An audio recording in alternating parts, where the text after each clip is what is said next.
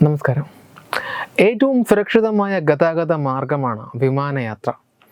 2019 ആഗോളതലത്തിൽ 70 ദശലക്ഷം വിമാന സർവീസുകളാണ് റിപ്പോർട്ട് ചെയ്യപ്പെട്ടത്.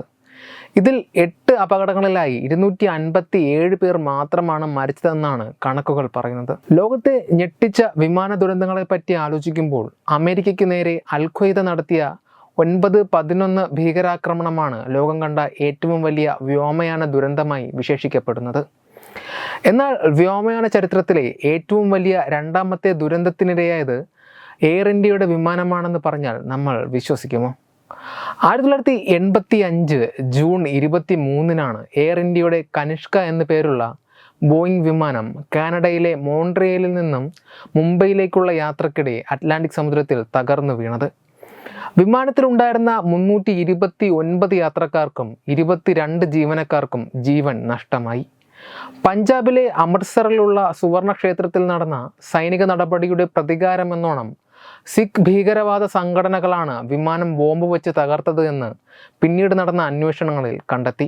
ജൂൺ 23-ന് പുലർച്ചെയാണ് ദുരന്തമുണ്ടായത്. മോൺട്രിയലിൽ നിന്ന് പുറപ്പെട്ട വിമാനം ലണ്ടൻ, ദില്ലി എന്നിവിടങ്ങളിൽ ഇറങ്ങിയ ശേഷമാണ് മുംബൈയിൽ എത്തേണ്ടിയിരുന്നത്. ലണ്ടനിൽ ഇറങ്ങുന്നതിന് തൊട്ട് മുൻപ് വിമാനം റഡാറിൽ നിന്ന് അപ്രത്യക്ഷമായി.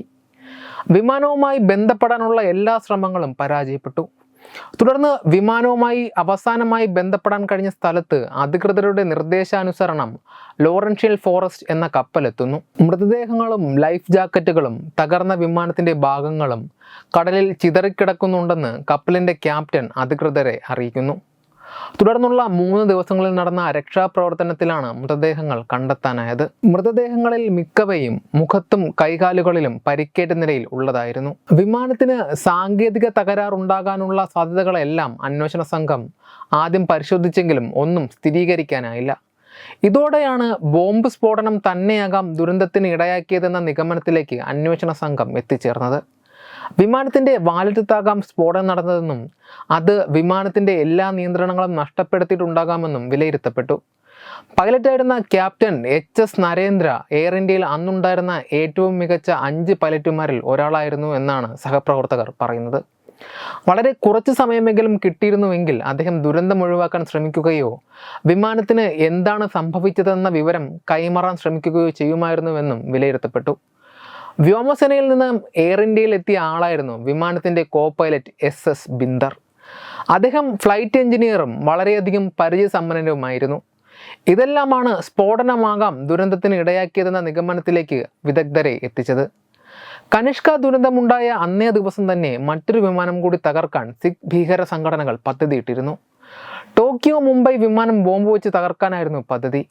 എന്നാൽ ലഗേജുകൾ വിമാനത്തിലേക്ക് എത്തുന്നതിന് മുമ്പ് തന്നെ ബോംബ് സ്ഫോടനം ഉണ്ടായി. ടോക്കിയോ വിമാനത്താവളത്തിൽ ലഗേജ് കൈകാര്യം ചെയ്തിരുന്ന 2 പേരാണ് സ്ഫോടനത്തിൽ അന്നും കൊല്ലപ്പെട്ടത്.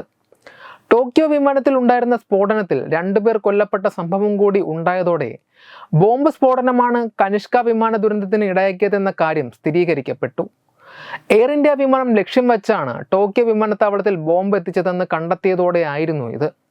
തുടർന്ന് കനേഡിയൻ അധികൃതർ നടത്തിയ അന്വേഷണത്തിൽ എൽ സിംഗ്, എ സിംഗ് എന്നീ 2 പേരാണ് 2 വിമാനങ്ങളിലും ടിക്കറ്റ് ബുക്ക് ചെയ്യുകയും വിമാനങ്ങൾ തകർക്കാനുള്ള നീക്കത്തിന്റെ ഭാഗമാവുകയും ചെയ്തതെന്ന് കണ്ടെത്തി.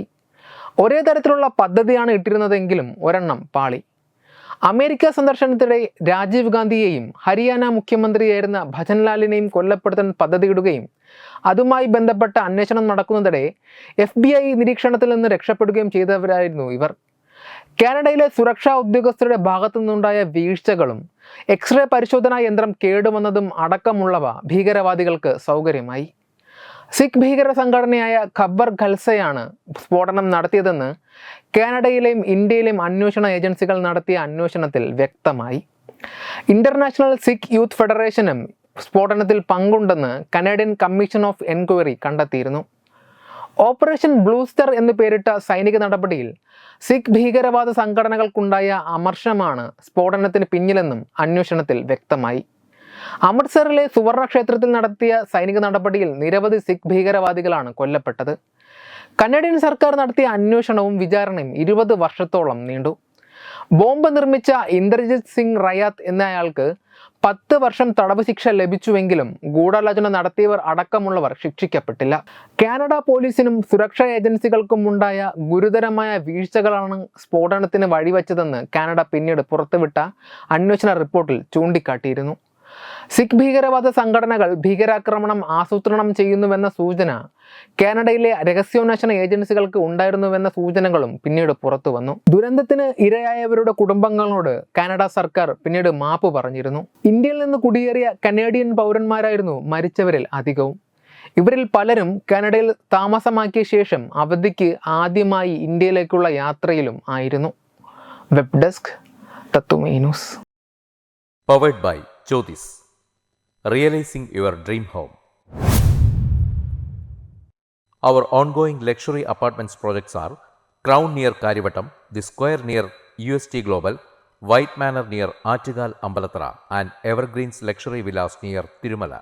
Call 90482 55599. Jyotis Building Promoters Private Limited, Thiruvananthapuram. Balaramapuram Sultana ജ്വല്ലറിയുടെ ഓണം ഓഫർ.